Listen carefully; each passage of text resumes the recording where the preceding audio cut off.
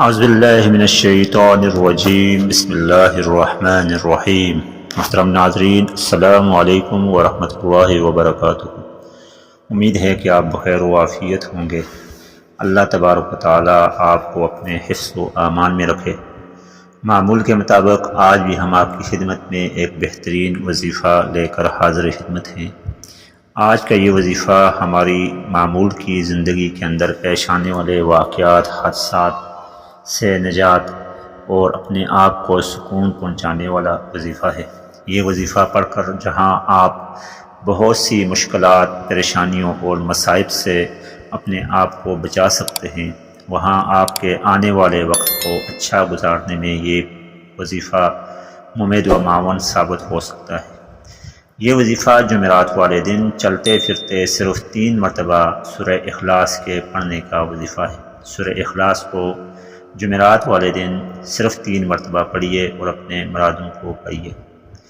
سورہ اخلاص جو کہ پورے قرآن کریم کی بہترین صورتوں میں سے ایک صورت ہے، یہ سورہ مبارکہ توحید کا ایک ایسا محور اور ایک ایسا خلاصہ ہے جس سورہ مبارکہ کو پڑھ کر نبی کریم صلی اللہ علیہ وسلم نے پڑھنے والے کو خوشخبری سنائی۔ ایک صحابی رسول کے بارے میں روایت ہے کہ وہ اکثر اس سورہ مبارکہ کو نماز میں پڑھا کرتے تھے، تو نبی کریم صلی اللہ علیہ وسلم نے فرمایا اس سورہ مبارکہ کو پڑھنے کی بہت بشارت ہے۔ بروز قیامت جب اللہ تبارک و تعالیٰ کی طرف سے اعلان ہوگا کہ کون ہے وہ شخص جو کہ اپنے آپ کو حساب کے لیے پیش کرے، کون ہے وہ خوش قسمت جس نے اعمال نامے اچھے بھیجے، تو روایات میں آتا ہے کہ تمام لوگ ڈرے ہوئے ہوں گے، لیکن اس سورہ مبارکہ کو پڑھنے والے یعنی سورہ اخلاص کو پڑھنے والے فوراً کھڑے ہو جائیں گے اور اپنے آپ کو اس فخر کے ساتھ پیش کریں گے کہ انہوں نے اللہ تبارک و تعالیٰ کی توحید و تمجید بیان کی۔ محترم ناظرین، یہ سورہ مبارکہ جس کے اندر اللہ تبارک و تعالیٰ کی ذات الہیہ اور توحید کا اثبات ہے، اس سورہ مبارکہ کی مدد سے ہم دنیاوی مصائب و مشکلات سے نجات حاصل کر سکتے ہیں۔ یہ سورہ مبارکہ انتہائی مختصر اور جامع تو ہے ہی، لیکن ساتھ ساتھ اس سورہ مبارکہ کے بہت زیادہ فضائل ذکر ہوئے۔ قرآن پاک کی 10 صورتوں میں سے آخری 10 صورتوں میں سے یہ آخری تیسری صورت ہے جو کہ کل سے شروع ہوتی ہے۔ قرآن کریم کے اندر کل سے شروع ہونے والی صورتوں کی تعداد 5، جن میں سے یہ سورہ مبارکہ چوتھے نمبر پر ہے، تیسرے نمبر پر ہے۔ اس کے بعد سورہ فلق اور اس کے بعد سورہ الناس۔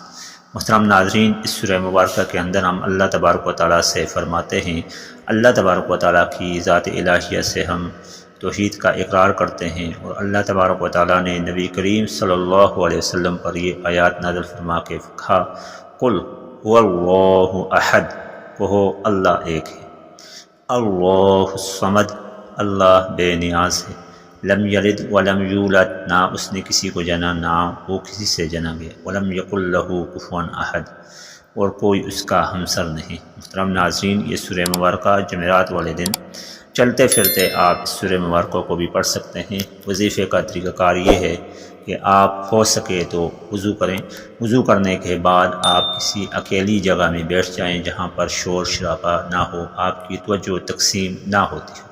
پھر آپ نے اس سورہ مبارکہ کو پڑھنے سے پہلے بسم اللہ الرحمن الرحیم 3 مرتبہ پڑھنا ہے۔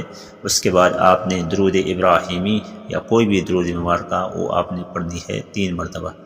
3 مرتبہ درود ابراہیمی پڑھنے کے بعد آپ نے 3 مرتبہ سورہ الاخلاص پڑھنی ہے۔ قل هو اللہ احد، اللہ الصمد، لم یلد ولم یولد ولم یکن لہ کفوا احد، بسم اللہ الرحمن الرحیم، پھر قل هو اللہ احد، پھر بسم اللہ، اور پھر تیسری مرتبہ قل هو اللہ احد۔ محترم ناظرین، یہ پڑھنے کے بعد آپ نے درود ابراہیمی دوبارہ 3 مرتبہ پڑھنی ہے۔ اس کے بعد جو آپ کی ضرورت ہے، حاجت ہے، اس کے لیے آپ نے دعا مانگنی ہے۔ محترم ناظرین، خیال رہے آپ نے اپنے پاس پانی کا گلاس رکھنا ہے، جس میں پانی ہو وہ آپ نے دم کر دیں، اور دم کرنے کے بعد آپ خود بھی اس کو پلائیں، اپنے بچوں کو بھی پلائیں۔ انشاءاللہ تبارک و تعالیٰ آپ جس مقصد کے لیے بھی اس سورہ مبارکہ کو پڑھیں گے اس سے آپ کو فائدہ ہوگا۔ غموں سے نجات یا خلاصی ہو، دشمن سے خلاصی ہو یا دشمن کا توڑ نکالنا ہو، رزق میں برکت ہو، بیماری سے علاج ہو، یا کسی بھی قسم کی فقر اور تنگی کا علاج اس سورہ مبارکہ کے اندر پایا جاتا ہے۔ ناظرین اکرامی انتہائی آسان وظیفہ ہے، ہمیں بھی دعاؤں میں یاد رکھیے گا۔ بہترین وظائف کے لیے اگر آپ نے ہمارے چینل کو ابھی تک سبسکرائب نہیں کیا اور آپ ہمارے چینل پر بالکل نئے ہیں تو سبسکرائب کر کے لائک کیجئے گا، شیئر کیجئے گا، کمنٹ کیجئے گا۔ آپ کی رائے ہمارے لیے قابل عزت و قابل احترام ہوگی۔ حاضر ہوں گے ایک نئے وظیفے کے ساتھ کل انشاءاللہ۔ السلام علیکم ورحمۃ اللہ وبرکاتہ۔